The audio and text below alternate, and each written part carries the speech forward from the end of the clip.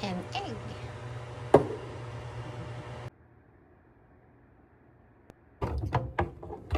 I just remove the seeds. Okay. So now I'm gonna slice them.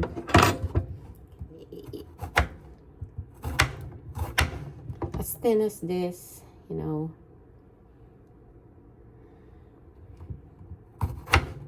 Then just continue.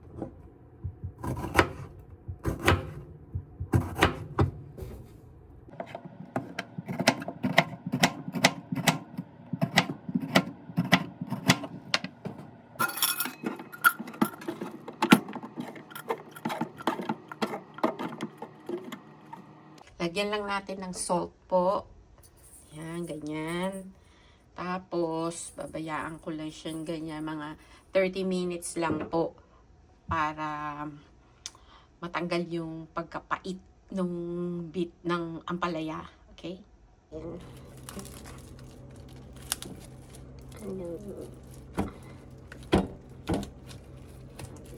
Beef siya.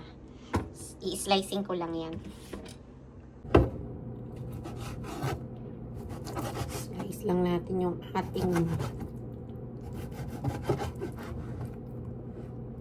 beef.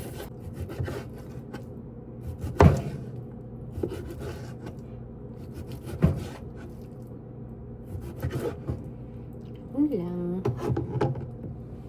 Now we're gonna wash this. Gasa na natin siya.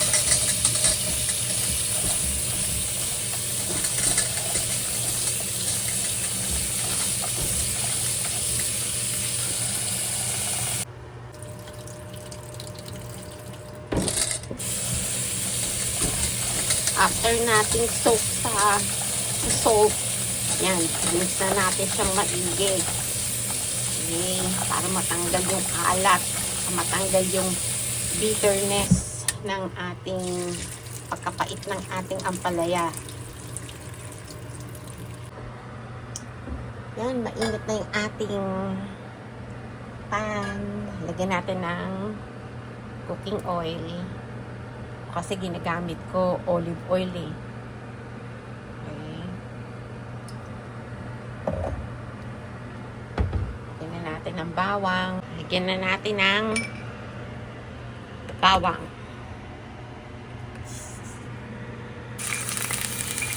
Lagyan natin ng maraming bawang. Masarap.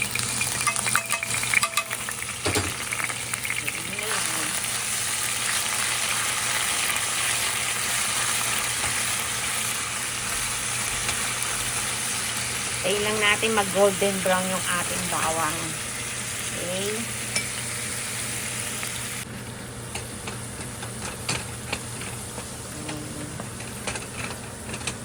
Golden brown na siya. Pagka ganyan na siya, parang golden brown na, pwede na natin lagay yung ating beef. Ito.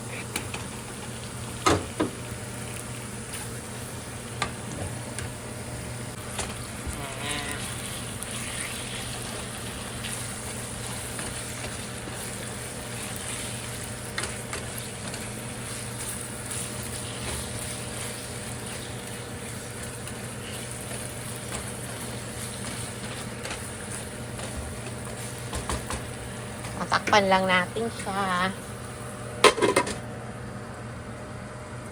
Tanggalin na natin ang ating takip.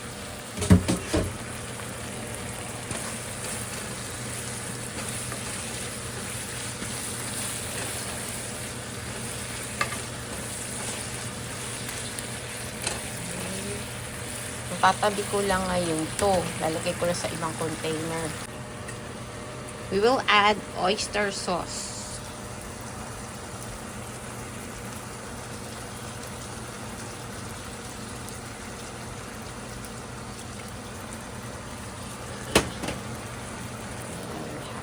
Stir it.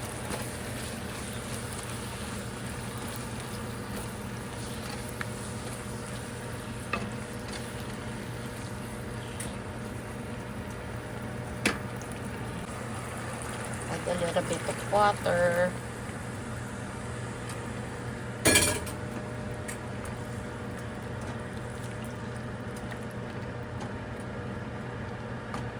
So, hindi mo na siya lagyan ng iyong pepper.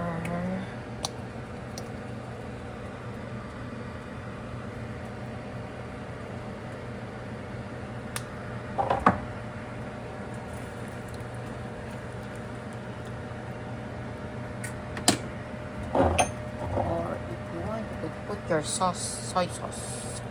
Yan, para to taste.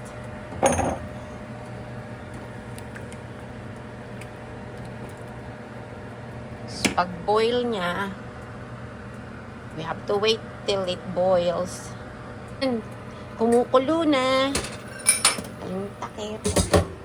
Yan lang natin yung ating ampalaya.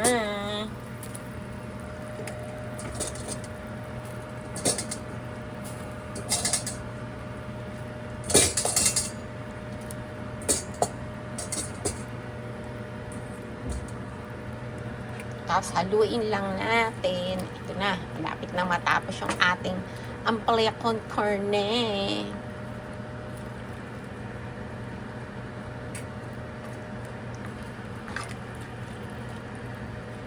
Tapos pag huling-huli niyan, tatakpan lang natin siya ulit. Tapos ilalagay natin tong ating egg. Okay? For now, close ko lang yung lid.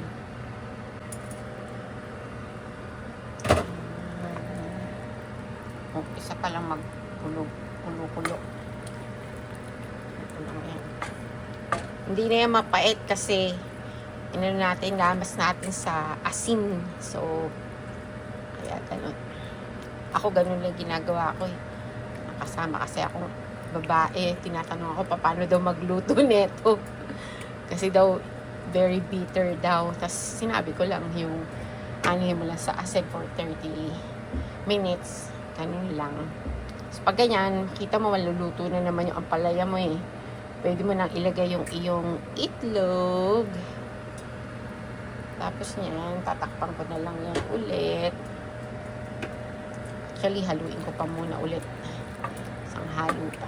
Yan. Tapos, ayun. Kumukulo na siya. Tatakpan ko na lang. Tapos patayin ko na rin yung yan na po yung finished product natin ng ampalaya con carne. Salamat po sa panonood.